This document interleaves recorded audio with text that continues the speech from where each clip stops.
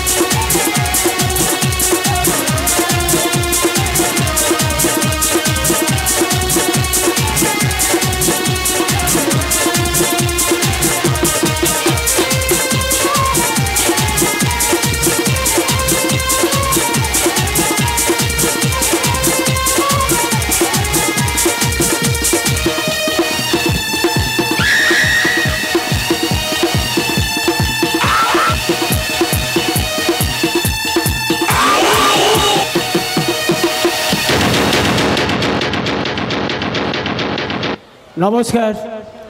উপস্থিত সুধী দর্শক মণ্ডলীকে জানাই এবং পরিচালক কমিটি এবং বিচারক মণ্ডলীকে জানাই বাসুদেবপুর ঐকতার নাট্য সমাজের পক্ষ থেকে আন্তরিক প্রীতি, শুভেচ্ছা ও অভিনন্দন।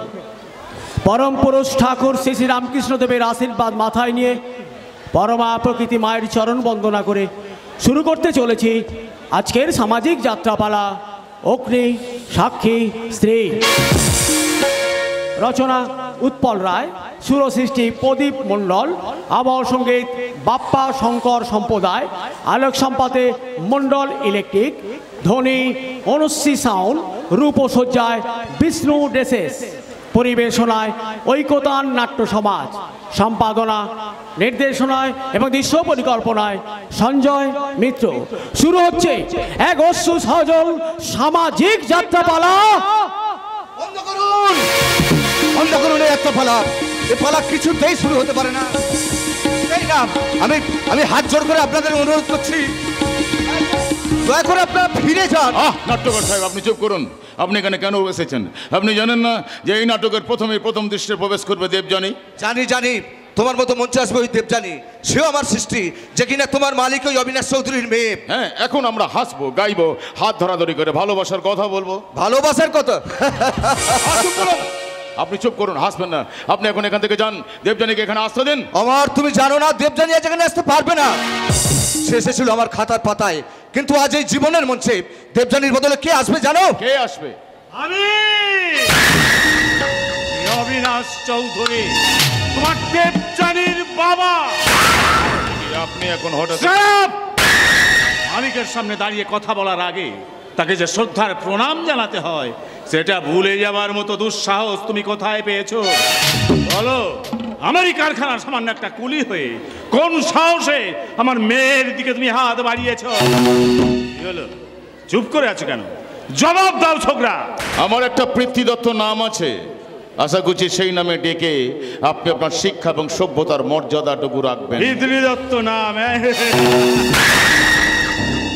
যার বাপ মায়ের কোনো ঠিক ঠিকানা নেই। বাপ মায়ের ঠিকানা না থাকলে কোনো মানুষই কিন্তু পৃথিবীতে আসতে পারে না। তাই নাকি? তাহলে নিজের বাবার নামটা বলো তো শুনি, বলো। তুমি কার ছেলে? বিদ্যাসাগর কিংবা রবীন্দ্রনাথ ঠাকুরের ছেলের নামটা কি আপনি বলতে পারবেন? না, পারবেন না। কারণ কোনো মানুষই তার বাবা মায়ের পরিচয় বড় কিংবা ছোট হয় না, সেটা হয় তার শিক্ষা এবং মনুষ্যত্বের মাপে। তোমার মাপটা আমার ভালোভাবেই জানা আছে। সামান্য একটা কারখানার কুলি, যার থেকে আমার বাড়ির বিদেশি কুকুরটা অনেক বেশি দামি। স্যার, খাঁটি সোনা কিন্তু স্যাঁকড়ারাও চিনতে পারে না, সেজন্যই কোষ্ঠী পাথরের দরকার হয়। আর সেটা জানেন না বলেই ওই দেশের ঠাকুরকে বাদ দিয়ে বিদেশের কুকুরটাকে আপনারা বুকে তুলে নেন। জানতে চাই তুমি দেবযানীর সঙ্গে মেলামেশা বন্ধ করবে কিনা? একমাত্র দেবযানীর কথাতেই আমি সেটা বন্ধ করতে পারি। তোমার মতো বদমাইশি ক্ষমতা দেবযানীর নেই, তাই মিথ্যে ভালোবাসার মোহে তুমি তার মন ভোলাতে পেরেছো। দেবযানী নয়, তোমার আসল লক্ষ্য হলো আমার টাকার সম্পত্তি। আপনার সম্পত্তির আমার কোনো লোভ আমার নেই। আমি দেবযানীকে সত্যি সত্যি ভালোবাসি। ভালোবাসা, ভালোবাসা কাকে বলে তা তুমি জানো? ভালোবাসা মনের কবিতা, ভালোবাসা হয় স্বর্গ।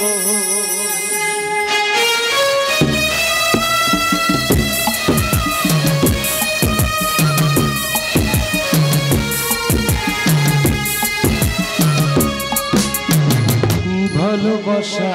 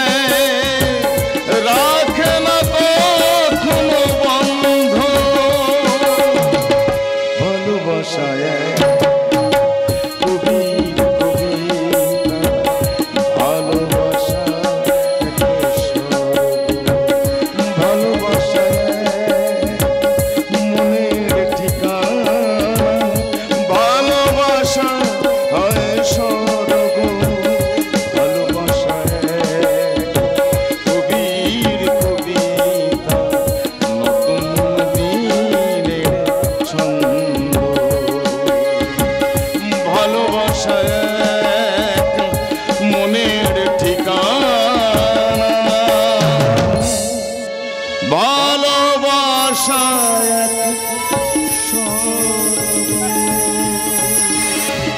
আমি হলফ করে বলতে পারি ওর গানের কোনো মানেই আপনি বুঝতে পারেননি, কারণ আপনার শিক্ষাটা শুধু হিসেবের খাতায় অঙ্ক কষতে পেরেছে, কিন্তু মনের মাটিতে শেকড় মেলতে পারেনি। তাই আপনার শিক্ষাটা হলো হাতির দাঁতের মতন, শুধু দেখবার জিনিস, চিবোবার জন্য নয়। তবুও তোমাদের ষড়যন্ত্রটাকে আমি ঠিক ধরতে পেরেছি। বলো কত টাকা চাই? কত টাকা পেলে তুমি দেবযানীর জীবন থেকে সরে যাবে? কোটি টাকা দিলেও আপনি আমার ভালোবাসাকে কিনতে পারবেন না। আমার এই গায়ে হাত দেওয়ার চেষ্টা করবেন না। দেখি রফিক, তুই এখানে কেন এসেছিস? বন্ধুর বিপদে বন্ধুকেই তো এগিয়ে আসতে হয়েছে। মুসলমানের ছেলে হয়ে তুই হিন্দুর ছেলেকে বন্ধু বলছিস? ওই পুরোনো দশটার খেলবার চেষ্টা করবেন না। অমরের ভালোবাসা কোনো ভাঙা মসজিদ নয় যে রাম মন্দিরের প্রাচীর তুলে আমাদের দুই বন্ধুকে আলাদা করে দিতে পারবে। আগে হ্যাঁ স্যার, আমাদের ধর্মটা আলাদা হলেও আমাদের দুজনের যাত্রা কিন্তু একই। হ্যাঁ, খেটে খাওয়া মেহনতি মানুষের জাত। তাহলে তুমিও জেনে রেখো, আমার জামাই হওয়ার স্বপ্নটা ত্যাগ করতে না পারলে ওকে আমি সারা জীবন জেলখানায় বন্ধ করে রাখবো, অথবা ওর লাশটাকে পাঠিয়ে দেব কোন অন্ধকার ঠিকানায়। অবিনাশ বাবু, লাশ ঠিকানা।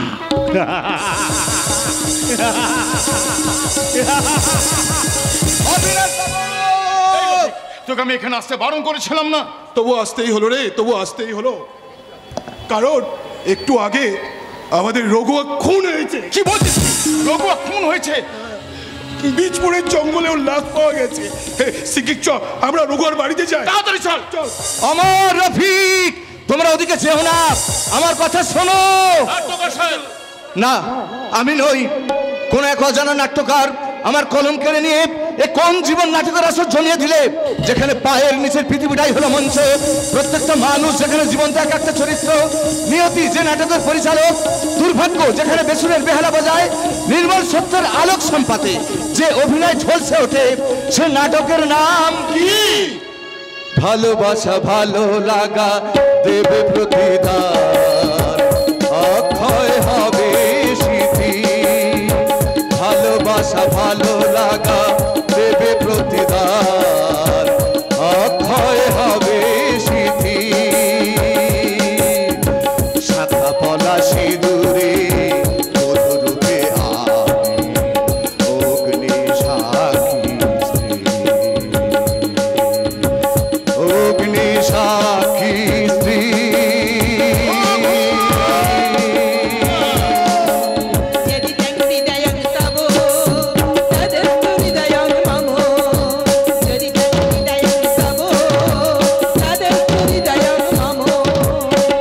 অগ্নি সাক্ষী স্ত্রী।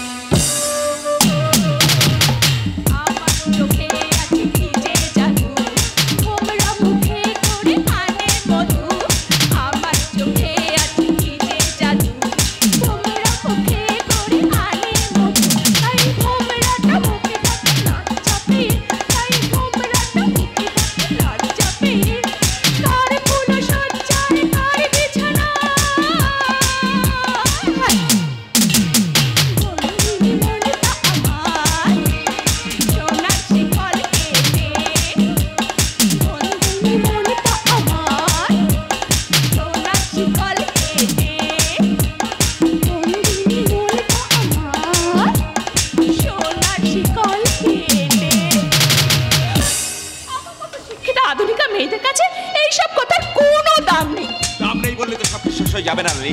তুমি হিন্দুর মেয়ে, এখনো তোমার হাতে শাখা আছে, সিঁথিতে সিঁদুর আছে। কেন থাকবে বলতে পারো? বিবাহিত জীবনের বিজ্ঞাপনটা কেন মেয়েদেরই বহন করতে হবে? কেন কেন সিঁথিতে সিঁদুর পরে সবাইকে বুঝিয়ে দিতে হবে যে মেয়েদের কুমারী জীবন শেষ হয়ে গেছে? কই, ছেলেদের শরীরে তো বিয়ের চিহ্ন মতো দেখা যায় না। আমাদের সমাজে চিরকাল পুরুষ শাসন ছিল বলে হয়তো এমন এক পেশি নিয়ম চালু হয়েছিল লালি, কিন্তু আমি তো বিয়ের মন্ত্রের মর্যাদা রক্ষার জন্য বারবার তোমার কাছে ছুটে এসেছি তোমাকে নিতে। তুমি কি আমাকে জোর করে নিয়ে যাবে নাকি? প্রয়োজন হলে তাই করব, আর স্বামী হিসেবে সে অধিকার নিশ্চয়ই আমার আছে। চলে এসো, চলে এসো বলছি। খবরদার নিখিল, আমার বোনের গায়ে হাত দিলে ওই হাতটা খুলে নিয়ে আমি তোমার গলায় ঝুলিয়ে দেব। মান্তু শোন না, এতদিন এই সহজ কথাটা কেন বুঝতে পারছো না যে আমার বোন কোনোদিনও তোমার এই বুড়ো বাম্মায়ের সঙ্গে সংসার করতে পারবেন না? সে কথা বিয়ের আগে বলেননি কেন? তখন তো ভেবেছিলাম তুমি আমাকে নিয়ে আলাদা করে সংসার পাতবে। তুমি কেন বুঝতে পারছো না লালি? বাবা মা আমাকে এই পৃথিবীর আলো দেখিয়েছেন, খাইয়ে পড়িয়ে বড় করেছেন, মানুষ করেছেন। 6 মাসের সম্পর্কের জন্য আমি সেই 26 বছরের জীবনটাকে অস্বীকার করতে পারি না। তাও যদি না পারো তাহলে যাও, বুড়ো খোকায় বাম্মার কোলে উঠে আদর খাও গিয়ে, আমার মেয়ের সঙ্গে সোহাগ করার শখটা ভুলে যাও। বাবা হয়ে আপনি কথা বলছেন কি করে? আর সঞ্জয় যে বিয়ে করে আপনাকে ছেড়ে চলে যায়, জয় শিবটম্ব! একটা ছেলে 10টা বিয়ে করলো, সঞ্জয় কোনোদিন তার এই বাপকে ছেড়ে যাবে না, কারণ সঞ্জয়কে আমি তেমন শিক্ষা দিই নাই। বাহ, চমৎকার! নিজের ছেলেকে যে শিক্ষা দিয়েছেন, পরের ছেলের বেলায় তা ভুলে গিয়ে তার বুড়ো বাবার সঙ্গে বেইমানি করতে বলছে। এই রাস্কাল, এই বয়সে দাঁড়িয়ে আমার বাবাকে অসম্মান করে কথা বলবেন না। বেরিয়ে যাও, গেট আউট! নিশ্চয়ই যাবো, তবে যাবার আগে একটা কথা বলে যাবো। লালি, একবার তুমি যখন সিঁথিতে সিঁদুর দিয়েছো, তখন এরা আর তোমার আত্মীয় নয়।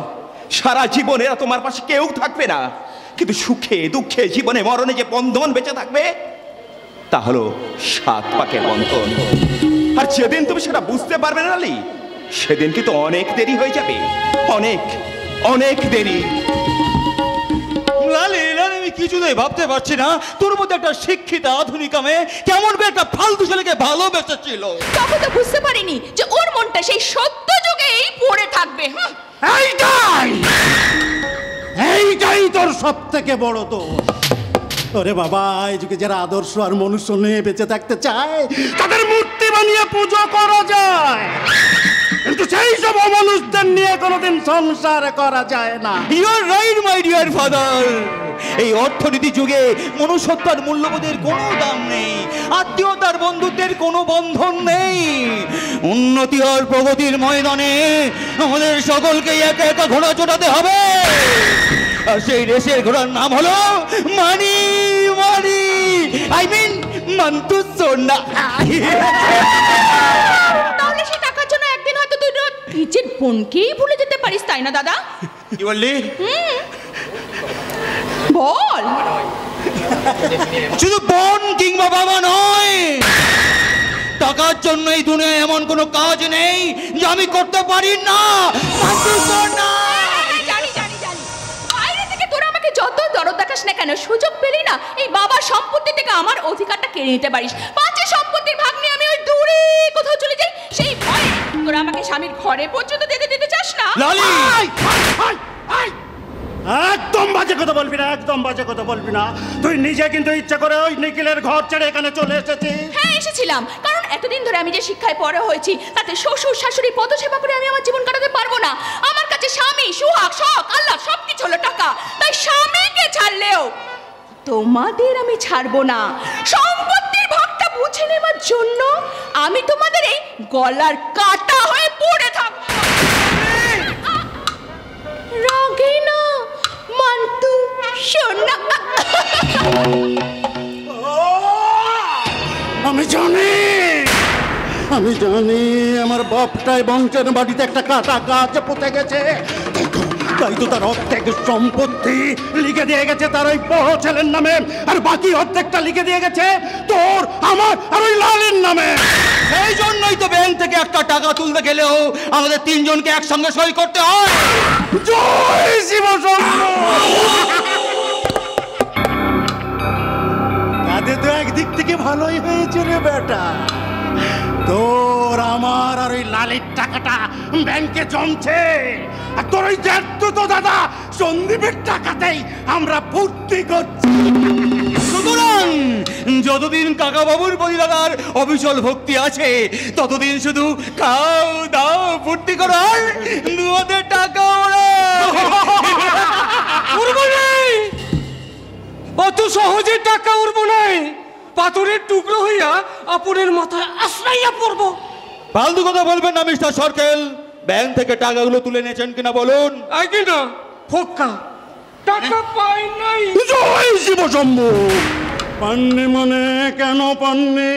এই যে কাকা বাবু ডাইলের মজা তলে। তার মানে হইল কি ডাইলের বাটুর উপর থাকে জল, হ্যাঁ, আর তার তলে থাকে আসল মাল। এই সর্দা আমার যে চেক খান দিয়েছিল তার তলে বর্দা যে সইটা আছে সেটা নাকি জাল। কই দেখি দেখি চেকটা আমাকে দিন। না না না না, এটা নিয়ে আমার এখন থানা যাইতে হইবে। আই ম্যানেজার, ওই চেকটা সঞ্জয়ের হাতে দিয়ে দাও।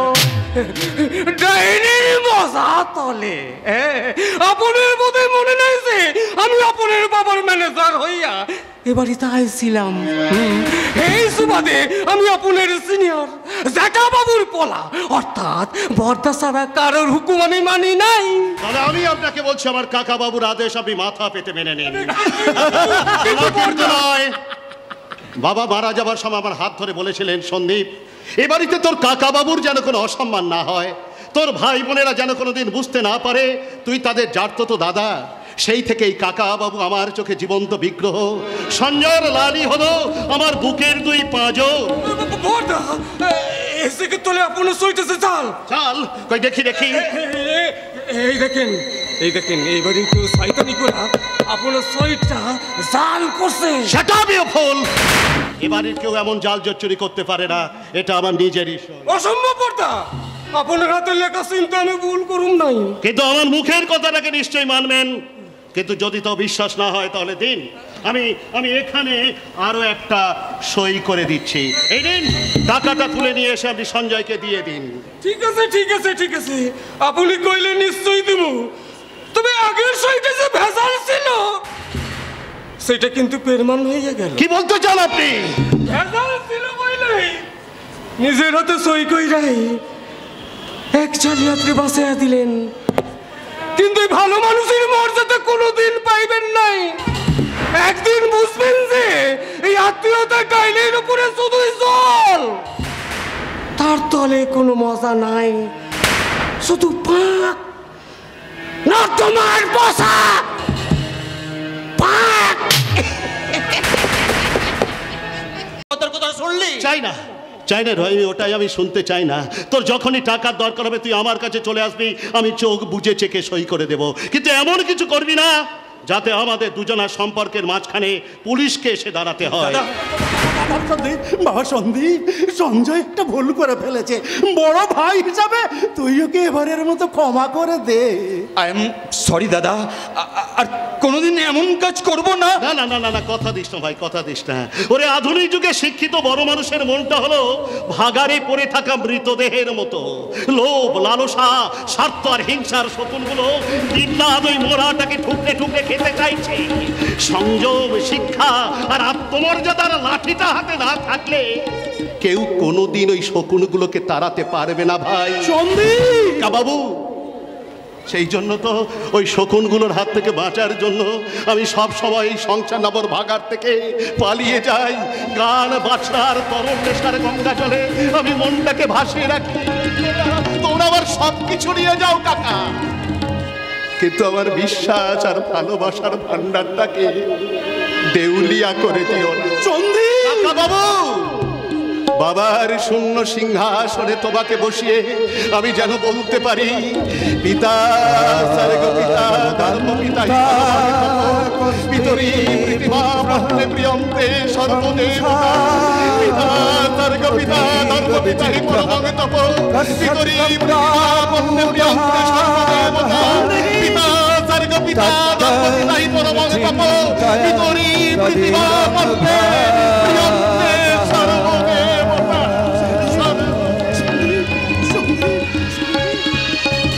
मंदू सोना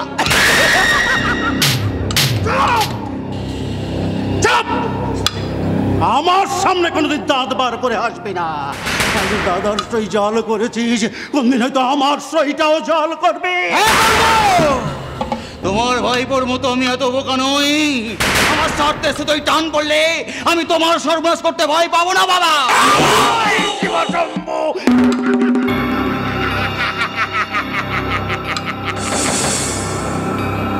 তাহলে তোর বাপকে চিন্তা একটু ভুল হচ্ছে রে সঞ্জয়।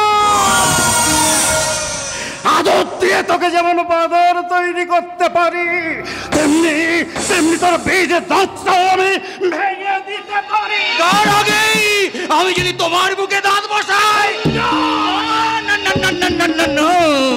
কষ্ট তো সহজ হবে না। Yes yes my dear father, সন্দীপের মতো আমি কোনোদিনও তোমাকে পিতা তারকা পিতা ধর্ম বলে প্রণাম করতে পারবো না, কারণ আমার কাছে একমাত্র স্বর্গ আর ধর্ম হলো টাকা, মানি মানি।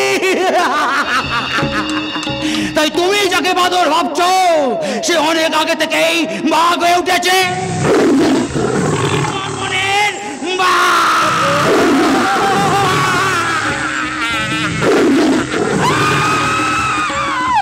ওরে বাবা, তুই যদি বাঘ হস তাহলে আমি সিংহ, পশুরাজ সিংহ। তাই আমার লক্ষ্য ওই মানি।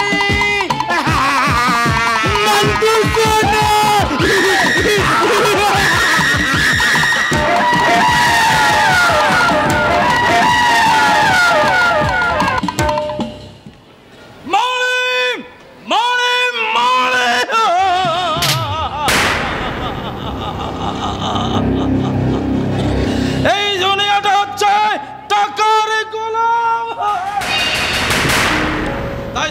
তাই তো মালিক শ্রমিক স্বামী স্ত্রী প্রেম প্রীতি ভালোবাসা সব কিছু ঠিকুচিকুষ্টি লেখা থাকে কাগজের নোটে। তাই অবিনাশ চৌধুরীর ছেলে দীপঙ্কর চৌধুরীর একমাত্র ভালোবাসা হলো মানে মানে টাকা। সম্পূর্ণ মিথ্যা কথা। টাকা ছাড়াও তোমার জীবনে কিন্তু আরেকটা ভালোবাসা আছে দীপঙ্কর। অসম্ভব, তেমন কোনো খবর অন্তত আমার কাছে নেই। দেখো না, আমার চিন্তা ভাবনা everything is money money and money. বুঝেছি বুঝেছি মশাই, বুঝেছি। সেই জন্যই বুঝি গত 3 দিন যাবত আমাদের বাড়ি যাওয়ার কথা তোমার মনে পড়েনি। না গো না, গত কয়েকদিন ধরে না আমরা ভীষণ ব্যস্ত আছি। মানে দেবযানীর বিষয়টা নিয়ে বাবা একটা হেস্তনেস্ত করে ফেলতে চায়। আমিও তো অবাক হয়ে যাচ্ছি দীপঙ্কর। আমি তো ভাবতেই পারছি না তোমাদের বাড়ির মেয়ে হয়ে দেবযানী কি করে একটা রাস্তার ছেলের সাথে প্রেম করলো। ওই যে মেয়েদের বেশি লেখাপড়া শিখালে যেটা হয়, গরিবদের জন্য একবার প্রাণটা উতলে ওঠে। মোটেই না, আমিও তো বিয়ে পাশ করেছি, কিন্তু ভালোবাসার ব্যাপারে কিন্তু আমি কোনো ভুল করিনি।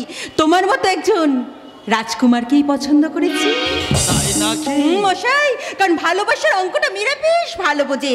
তাই যার সঙ্গে সারাটা জীবন গাঁটছাড়া বেঁধে তাকে কাটাতে হবে, তার ওজনটা না বুঝে তারা কিন্তু প্রেম করে না। কিন্তু আমার বাবা ব্যবসার হিসাবটা কিন্তু কম বোঝে না। সেই জন্য তানার হাতে 2 লক্ষ টাকা না পড়লে তার এই রাজকুমারকে কিছুতেই বিয়েতে বসতে দেবে না। তুমি কি বলছো দীপঙ্কর? তাহলে কি এতদিন আমি ভুলকে ভালোবেসেছিলাম? মিথ্যের বালুচরে আমি আমার বিশ্বাসের প্রশংসা তৈরি করেছিলাম। না গো না, আমি সত্যি তোমাকে ভালোবাসি। আমিও যে তোমাকে ভালোবাসি দীপঙ্কর, তোমাকে ছাড়া যে আমি বাঁচতে পারবো না। তাহলে তোমার দাদাকে একটু বুঝিয়ে বলো না। বলো মানে তোমার বাবা মারা যাওয়ার সময় যে বিশাল সম্পত্তি রেখে গেছে, তাছাড়া উকিল বাবু জানাতে বানাতে তো ভালো রোজগার করছে। বলবো, আমি নিশ্চয়ই বলবো। দাদাকে যে আমাকে বলতেই হবে। তবে তিনি যদি তোমাদের মতো দাড়ি পাল্লা হাতে নিয়ে ওজন করতে বসেন, তাহলে আমি আমার নিজের ক্ষমতার জোরে আমাদের জীবনে জ্বালবো 1000 বাতির রোশনাই।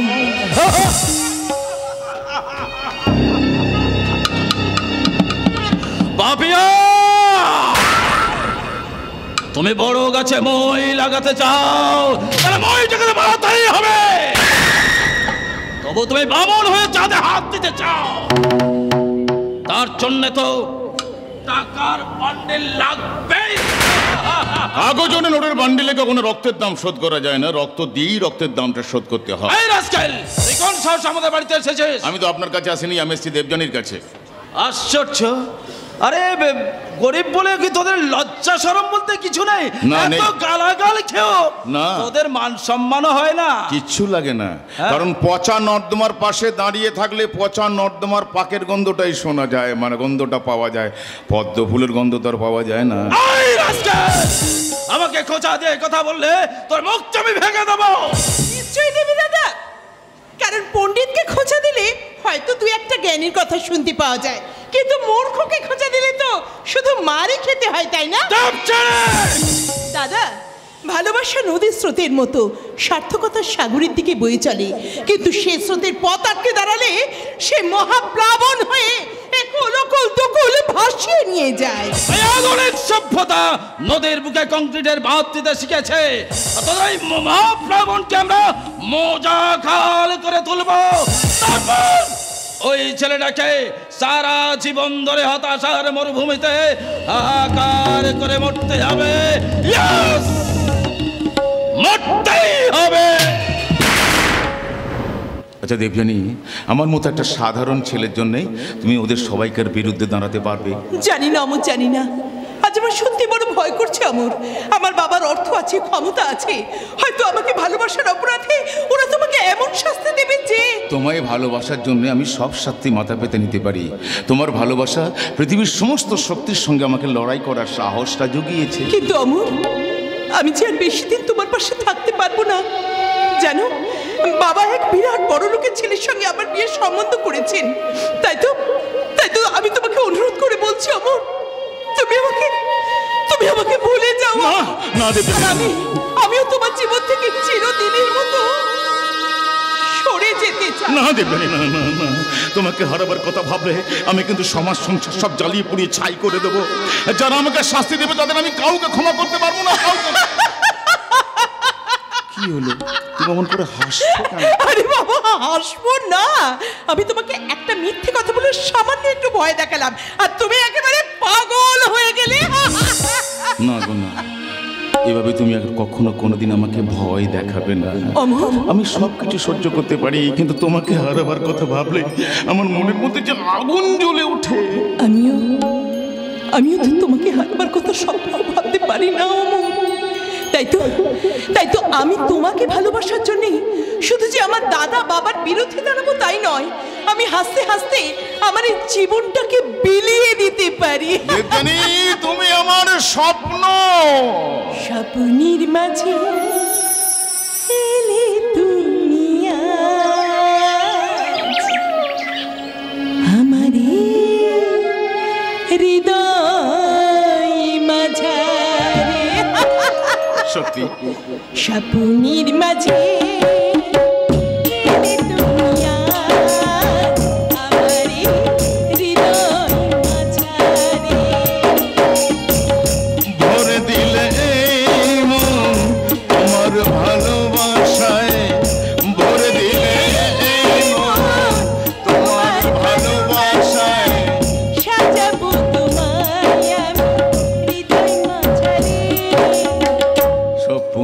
মাঝে এলে তুমি আজ আমার হৃদয় মাঝারে,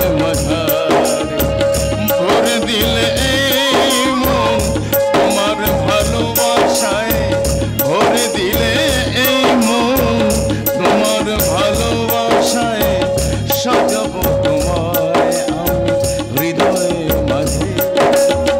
স্বপ্নের মাঝে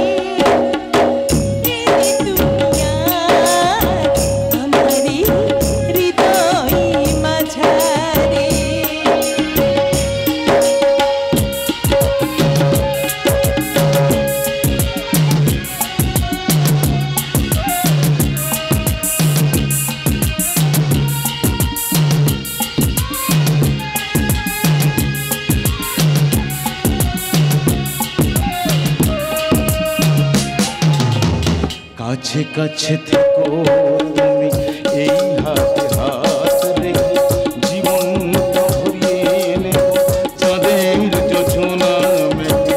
কাছে কাছে থেকো তুমি, এই হাতে হাত রেখে জীবনটা ভরিয়ে নেব চাঁদের যোজনা মেঘে।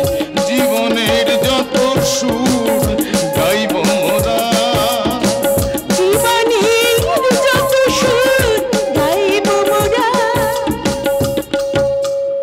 একসাথে ভালোবেসে, একসাথে ভালোবেসে মনের গভীরে স্বপ্নের মাঝে এলে তুমি আজ,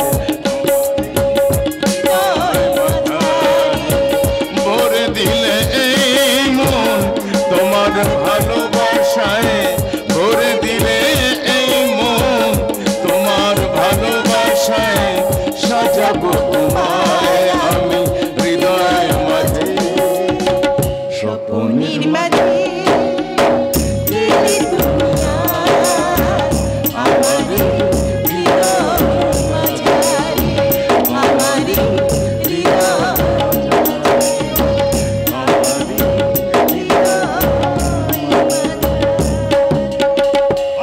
বাবা চমৎকার! আমার বাড়ির মার্বেল পাথরের মেঝেতে তাহলে এবার ওই রাস্তার ছেলেটার কাদা মাখা পায়ের ছাপ পড়লো। আরে ছোকরা, তুমি আবার মেয়েকে বিয়ে করার স্বপ্ন দেখছো, বলি ওকে সুখী করতে পারবে তো? বাবা, সুখটা কিন্তু কোনো মানুষ কাউকে করতে পারে না, সুখটা থাকে মানুষের মনে। তাই তো সোনার পালঙ্ক সেও কেউ সুখী হতে পারে না, আবার কেউ পরম সুখে ছেঁড়া কাঁথায় শুয়ে ভালোবাসার স্বপ্ন দেখে। তুমি এ বাড়ি থেকে বেরিয়ে গিয়ে ওর ভাঙা বাড়িতে থাকতে পারবে? দেবতার মূর্তি গাছতলায় থাকলেও সেটাই তো মন্দির হয়ে ওঠে বাবা। ওর সঙ্গে কোনো সম্পর্ক রাখলে তোমাকে আমি সমস্ত সম্পত্তি থেকে বঞ্চিত করব। আমি আপনাকে কথা দিচ্ছি, আপনার সম্পত্তির একটা কানা করিও আমি কোনোদিন চাইতে আসবো না। আমি যদি আমার কারখানা থেকে তোমাকে ছাঁটাই করি, তখন ওই মেয়েটাকে কি খাওয়াবে তুমি বলতে পারো? এই হাত দুখানাতে যতক্ষণ খেটে খাওয়ার ক্ষমতা থাকবে, ততক্ষণ আমাদের ভাতের অভাবটা হবে না। তাহলে এই মুহূর্তে তোমাকে আমার কারখানা থেকে আমি বরখাস্ত করলাম। কাল থেকে সাধারণ মজুর হয়ে তুমি আমার কারখানায় আসবে না, আসবে ম্যানেজার হয়ে। আরে মায়া, সত্যি বলছি। আয় মা, আয়। এবারে অমর বেরিয়ে বাড়ির ভিতরে আয়। দয়া করে অমরকে আপনি আমার হাতে তুলে দিন। He is under arrest. Arrest? আপনি কি বলছেন ইন্সপেক্টর? কাল রাতে। কেন আপনি অমরকে অ্যারেস্ট করছেন স্যার? ও কি অপরাধ করেছে? কাল রাতে আপনাদের কারখানার ইউনিয়ন লিডার রঘুয়াকে খুন করেছে। কি বলছেন কি আপনি? রঘুয়া খুন হয়েছে মানে রঘুয়া ছিল আমার ঘনিষ্ঠ বন্ধু। বন্ধু ছিল বলেই তো তাকে ভুলে গৌরীপুরের জঙ্গলে নিয়ে যেতে পেরেছিলে, এবং নিজের লিডার হবার জন্য তোমার পথের কাঁটাটাকে সরিয়ে দিয়েছো। আপনার মাথাটা খারাপ হয়ে গেছে নিশ্চয়ই। কিন্তু আপনি যে অভিযোগ আনছেন তার সমর্থনে আপনার হাতে কি প্রমাণ আছে ইন্সপেক্টর? আছে মিস্টার চৌধুরী, আছে। যে অস্ত্র দিয়ে রঘুয়াকে খুন করা হয়েছে, একটু আগে অমরের ঘর সার্চ করে সেই রক্ত মাখা চপারটা পাওয়া গেছে। কি বলছেন কি? আমার ঘরে রক্ত মাখা চপার পাওয়া গেছে মানে? এছাড়াও এই ঘটনার একজন প্রত্যক্ষদর্শী সাক্ষীও আছে, গণেশ। গণেশ? হ্যাঁ গণেশ। খুন করার সময় সে তোমাকে বাধা দিয়েছিল বলে তুমি তাকেও সেই চপার দিয়ে আঘাত করেছো। আহত অবস্থায় গণেশ এখন হাসপাতালে ভর্তি আছে। মিস্টার সাহা, চলে এসো। আমি অবিনাশ চৌধুরী, আমি নিজে ওর হয়ে জামিন দাঁড়াচ্ছি। এই অপরাধের জন্য ওর কোনোদিনই জামিন হতে পারে না mister Chowdhury. I am sorry. এসো অমর। না না, কিছু ভেবো না দেবযানী, কিছু ভেবো না। কোন চক্রান্তের লাল চোখ কখনো সত্যের মুখটাকে বন্ধ রাখতে পারে না। এটা আমাদের পরীক্ষা। এই পরীক্ষায় আমি উত্তীর্ণ হবই। মিথ্যার কুয়াশাকে ছিন্ন করে আমি সত্যের সূর্যকে একদিন ছিনিয়ে নিয়ে আসবো। ছিনিয়ে নিয়ে আমি আসবো।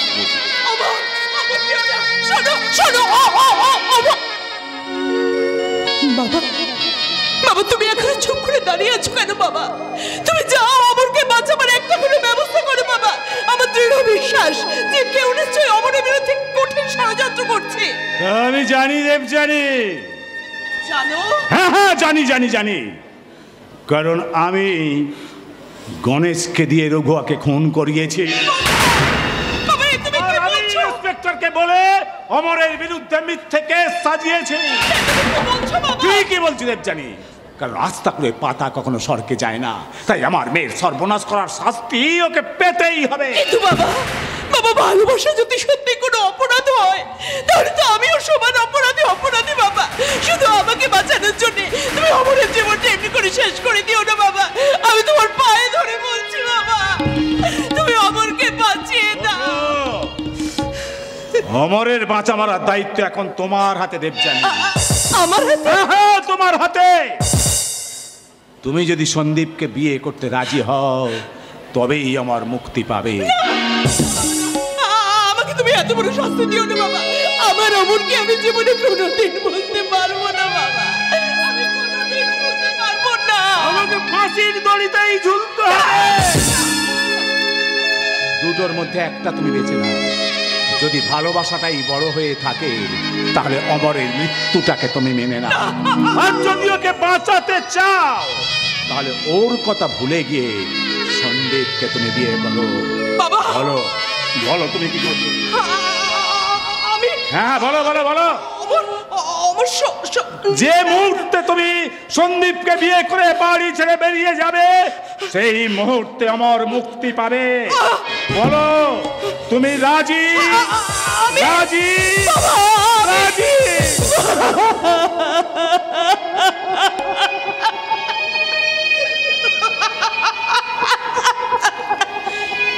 চমৎকার চমৎকার বাবা, চমৎকার। নিজের অর্থ আর দাম্ভিকতাকে বজায় রাখতে তুমি নিজের মেয়েকে বলি হতে বলছো বাবা।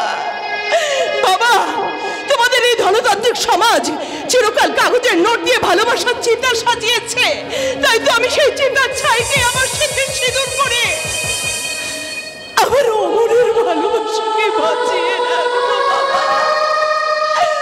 আমাদের মুক্তির জন্য আমি আমার মৃত্যুটাকে মেনে নিলাম। আমি রাজি। আমি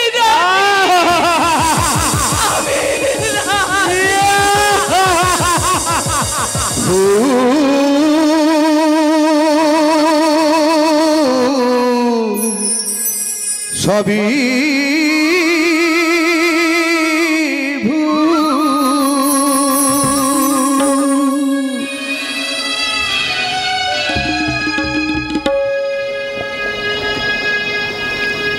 জীবন খাতা প্রতি পাতায় সব হিসেবে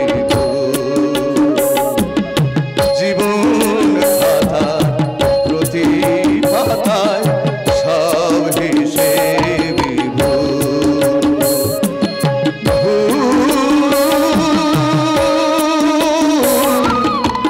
সবই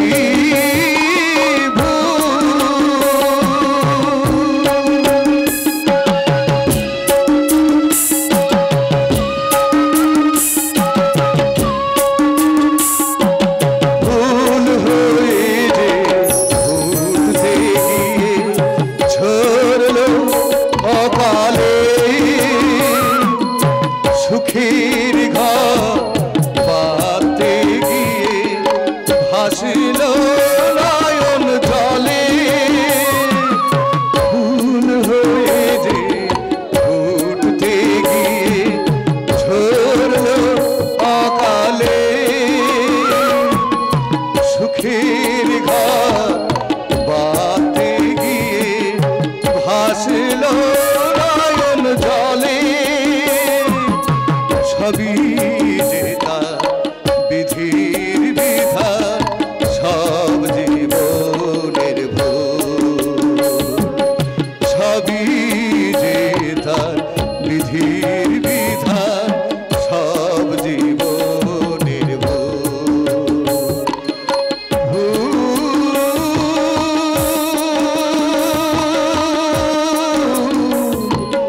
সবই